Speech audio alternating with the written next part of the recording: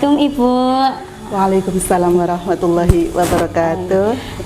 Kepripun kabarnya nggih? Alhamdulillah pendonganipun saya. Ini dari media kreatif PPRK mau tanya-tanya. Boleh, silakan. Sebelumnya Ibu monggo perkenalan rumiyin. Terima kasih.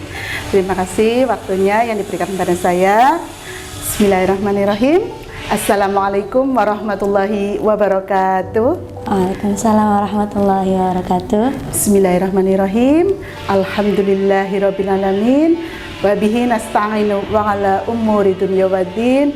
Wassalatu wassalamu ala asrofil anbiya'i wal mursalin wa ala alihi wa sahbihi ajma'in.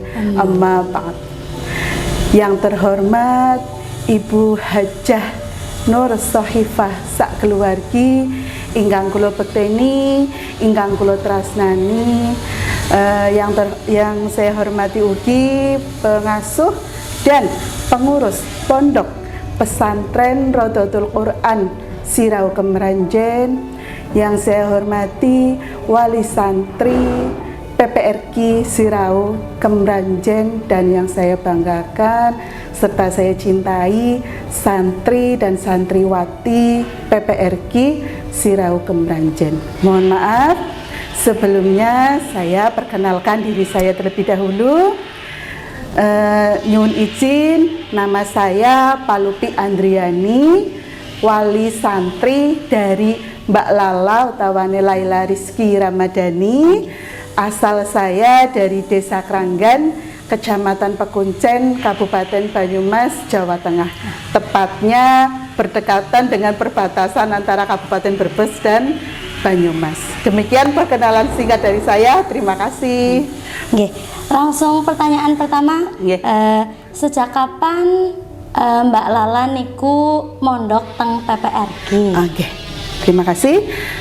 Mbak Lala alhamdulillah sudah memasuki tahun yang ketiganya, berarti di tahun 2019. Alhamdulillah, dan sampai sekarang seperti itu. Berarti sampun 3 tahun niku nggih? Leres niku. Saking pundi Ibu niku mengenal Pondok Rodotul Quran niki? Kami orang tua Mbak Lala mengenal PPRK yang pertama itu dari beliau Ustadz Fatur Rahman dari Kranggan, dan juga Ustadz Wahid Sitinggil.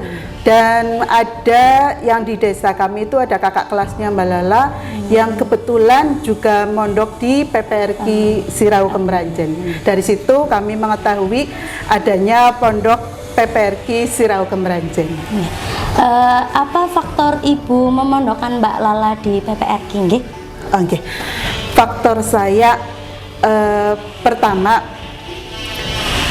Lala dari awal kami sewaktu Lala masih duduk di bangku madrasah ibtidaiyah, setiap kali kami sedang gendu-gendu rasa, bahasa Jawanya gendu-gendu rasa, bercerita dengan Lala, Mbak, besok ketika kamu setelah dari madrasah ibtidaiyah mau kemana?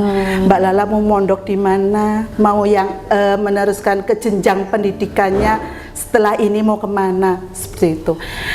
Dan setiap kali dari kecil kata orang tua itu jalukan apa nggih, kepenginnya saya memang Lala untuk mondok, dan alhamdulillah Allah mengizinkan, Allah meridhoi Lala untuk mondok kok gayung bersambut. Lalanya semangat, alhamdulillah dia mau untuk mondok. Dan setelah itu jujur saja saya langsung searching setelah kelas 6 SD, kami mencari informasi-informasi tentang pondok-pondok yang mungkin bisa kami survei atau bisa kami datangi satu persatu. Dan setelah itu saya mendapatkan beberapa alamat pondok, saya datang juga survei langsung sampai yang terjadi itu sampai ke Magelang. Tapi setelah di sana ternyata Lala belum ada yang nyantel di hati. Bagaimana rasanya kok, loh ini kok malah jadi galau lah. Saya kan jadi bingung. Saya pikir langsung senang, ternyata kok malah jadi galau lah. Saya kan bingung karena keterbatasan saya akan pengetahuan tentang pondok. Saya akhirnya ke dalemipun Ustadz Fatur Rahman. Di sana saya mencurahkan hati nopo curhat, bahasa gaul curhat, saya cerita gendu-gendu rasa, Tat, ini bagaimana Lala mau mondok tapi yang ada sekolahnya, seperti itu. Terus beliau kebetulan putri beliau ternyata alumnus dari pondok PPRK, Mbak Fatimah. Nah itu dari situ saya diceritani ngalor ngidul, kelebihannya maupun kekurangannya. Pasti di semua tempat kan ada kelebihan dan pasti ada kekurangannya, itu pasti sudah hal lumrah. Setelah itu saya cerita-cerita ngalor ngidul dan Lala mendengarkan juga. Akhirnya keesokan harinya saya survei langsung ke Sirau. Sebelumnya saya betul-betul buta brek Sirau itu mana. Tidak tahu sama sekali Sirau itu daerah mana, lokasinya di mana saya belum tahu sama sekali. Setelah saya dikasih tahu oleh beliau Ustaz Fatur Rahman, akhirnya saya survei langsung ke pondok. Dan Masya Allah, Allah yang meluluhkan hatinya Lala mungkin langsung tiba di pondok, dia langsung berbicara, Ibu pun Mbak Lala mantep tembriki. Niki serius Mbak, saya sampai seperti itu. Niki serius, Ibu Mbak Lala pun tembriki mawon. Oh ya sudah, ayo ke kantor. Saya waktu itu saya ingat betul saya ketemu dengan Pak Herul dari SMP. Saya tanya, ya Pak mohon maaf kalau mau ke pondok saya cari informasinya di mana. Seperti itu saya ditunjukkan untuk ke kantor. Di kantor saya mencari info apa sih sebetulnya program-program yang ada di PPRK. Setelah saya cari info dan alhamdulillah ternyata pengurusnya sangat welcome, sangat ramah. Iya betul sekali, sangat ramah. Mbak-mbaknya langsung menunjukkan ini loh Bu, ini dengan pembiayaan seperti ini sangat terinci. Akhirnya langsung, oh yaudah Bismillahirrahmanirrahim, saya niat memondokkan Lala di sini. Seperti itu, dan Lala juga langsung senang, Ibu SMP-nya dekat. Mungkin masih anak jadinya berpikiran kalau kesiangan bisa langsung lari ya Bu, seperti itu. Saya hanya bisa, oh ya sudahlah gitu. Ya sudah bismillah niat karena Allah Ta'ala, akhirnya saya mendaftar di PPKR seperti itu. Kata seniku nggih Bu. Kalau Ibu lagi kangen banget sama Mbak Lala ya, apalagi kalau waktu kelas 1 SMP itu kan waktu-waktunya nangis banget kalau itu kalau kelas 1. Cara menyalurkan Ibu rasa kangen Ibu sama Mbak Lala itu komunikasinya lewat apa ya? Oh ya, alhamdulillah di PPRK komunikasi kami dengan anak tidak dipersulit. Alhamdulillah pondok memfasilitasi dengan cara kami by phone, video call juga sudah bisa mengobati rasa kangen kami terhadap anak. Ketika anak mungkin pastinya kan masa transisi dari yang biasanya dengan orang tua akhirnya berpisah jauh, pasti ada rasa ngak-ngiknya, ada rasa nano-nanyonya, pokoknya banyak macamnya, ada keluhannya, ada bahagianya. Saya hanya mendengarkan dengan setia, saya seperti mendengarkan radio, mendengarkan kaset yang sedang diputar. Saya hanya mendengarkan, dan ketika dia bercerita bahagia saya apresiasi.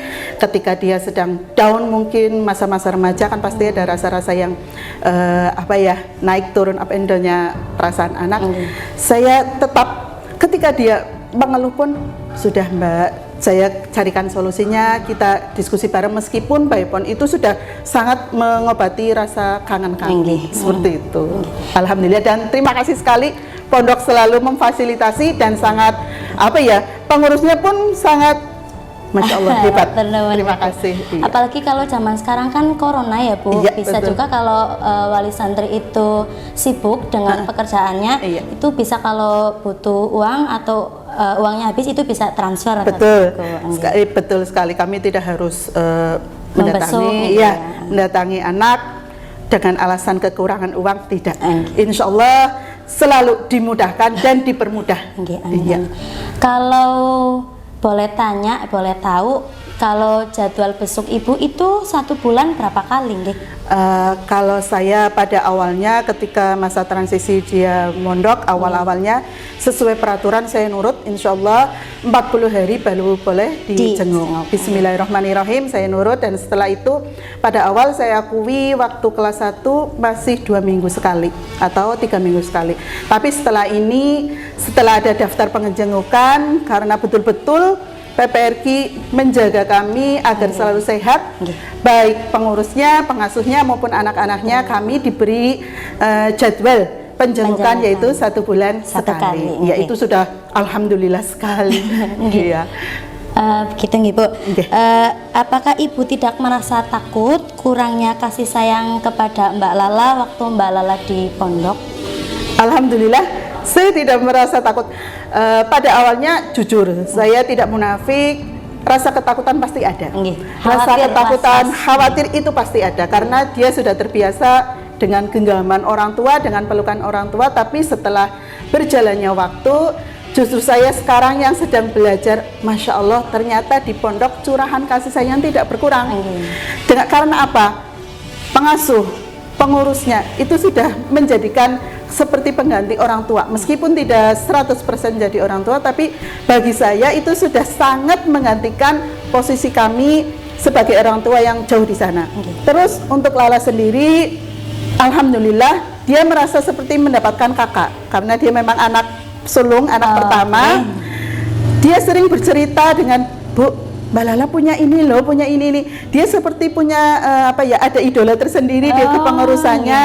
Terus di kepengurusan pondok, terus alhamdulillah bertemu dengan kakak-kakak kelas yang alhamdulillah sangat-sangat baik dan sehingga kami tidak merasa ketakutan kekurangan kasih sayang, tidak. Dan bahkan Lala seperti merasa punya adik yang harus direngkuh, disayangi seperti itu. Jadi kenapa harus takut ketika anak mondok kok kekurangan kasih sayang? Tidak, itu jangan kita takutkan sebagai orang tua seperti itu.